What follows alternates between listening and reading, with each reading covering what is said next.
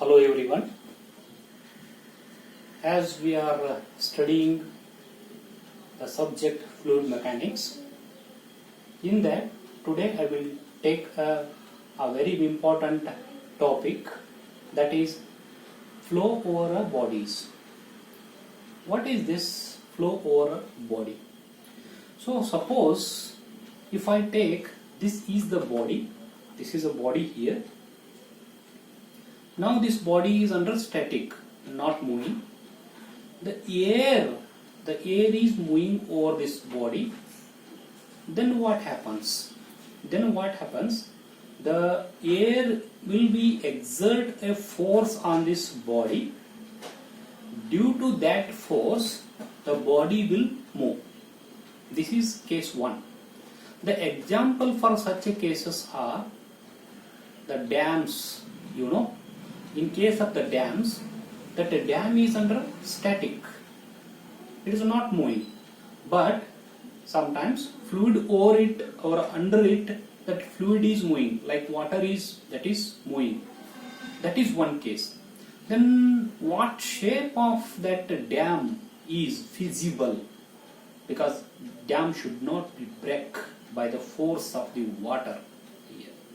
So this is case 1 here now. Then we have to study the shape of that dam, how it will affect. And air outside the dam, for example, this is a dam here, air is also there, that is also moving. That is called the wind force. That is continuously that air force, water force which is applying on the surface of the dam surface. So what shape of the dam will be very feasible? That is case here. Here the body is static, fluid is moving over it. That is case 1 here now. Flow over the body here. Then another example for this same static body here now, that is a towers are there. That mobile towers, they are static, around which air is moving. And also we can take chimneys, that is the chimneys for the industries, that is very height, 150 to 200 meters height, but around which that fluid is, that is air is a fluid that is moving.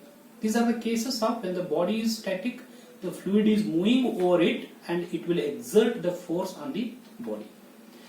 Second case, reverse. What is this? The body is moving, the fluid is taken as a constant. What is this case? The jet planes, they are moving with the supersonic speed, more than the sound speed. And aeroplanes, sometimes they are also more than the sonic speed. It is more than the sonic speed means more than the 320 meter per second, more than the sound speed they are moving. But outside that the fluid air is there, that is also moving somewhat, but the velocity of the air compared to the velocity of the body, aeroplane moving here now, that aeroplane velocity is very, very high compared to the velocity of the fluid. Then velocity of the fluid is taken as 0 or neglected, that fluid is taken as a static fluid. Then the body is moving under the static fluid. When the body is moving, if the body is moving under the static fluid, then the body will exert a force on the fluid here. Body will exert the force on the fluid here. Reverse here. The example for the automobiles here, cars, trucks, all these are there. They are moving on the road. That is a body. It is moving on the road. Then the fluid around it, that is the air is there. It is under static here. Considered as static here. That is also case here. So in that cases, body will exert a force on the fluid here. So both the cases may happen here in this case. That is called as the total, that two cases phenomena, that two phenomena are called the flow over the bodies here.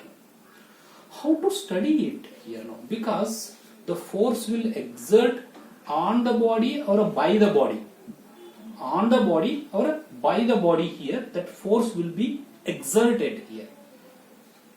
That force will be generated on the surface of the body here. That we need to study here. So to need to study, one benchmark problem has developed by the Prandtl. So the Prandtl is the scientist. Prandtl is the scientist in 1904. 1904, he has studied a layer which is immediately on the surface of the body. When the body is static, fluid is moving over it.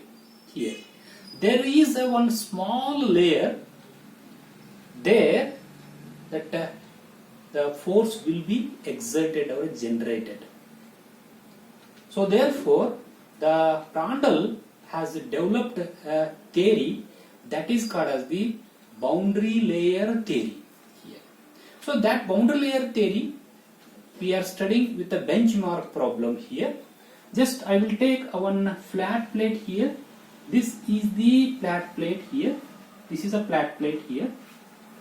Along the flat plate I will take a x-axis here. This is a flat plate. Along the flat plate I will take x-axis. Perpendicular to the flat plate I will take, this is a y-axis. These are the usual notations we are taking here. Before this flat plate, that means just here that flat plate is not existing. There fluid particles are here. The fluid particles are not affected by the surface of the plate because surface is not available here. Then the fluid particles, all the fluid particles are moving with the same velocity. The surface effect is not there on the fluid particles. That velocity is called as the free stream velocity. That is, u infinity is called as the free stream velocity here.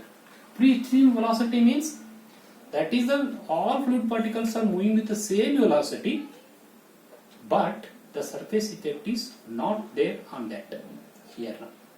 That's why the magnitudes of this, all the velocity components I am show and all are parallel here. So next what happens? Next what happens here now? When the fluid particles will start moving on the plate here, what happens here now? The same theory we have studied in case of the viscosity when we are studying here now. What happens when the same fluid particles, if they are moving on the surface of this plate here, so if we take immediately on the surface of the plate here, so the velocity of the fluid particles is almost zero here. So velocity of the fluid particles is almost zero here. Almost zero means they are not slipping. Means slipping. They are not slipping. They are not moving. They will be there only here. So therefore, that point on which the fluid particles are not moving, their velocity is almost zero, then that is called as the slip point here now. So here this is the slip point here. Slip point, the fluid particles are not moving, they are having a velocity u. U is the velocity along the x direction, that is 0 here now. So that is the existence of slip. The existence of slip on the surface of the plate is indicated by the Prandtl here. That is very important. Then what happens? If you are moving along the y direction here, if I am moving along the y direction here now, like this, the fluids are having somewhat velocity, like this one, this much velocity. Again it is, if I am moving above along the y direction, again more velocity here now. Like that, if I am moving along the y direction, its velocity is of the fluid particles is go on increasing.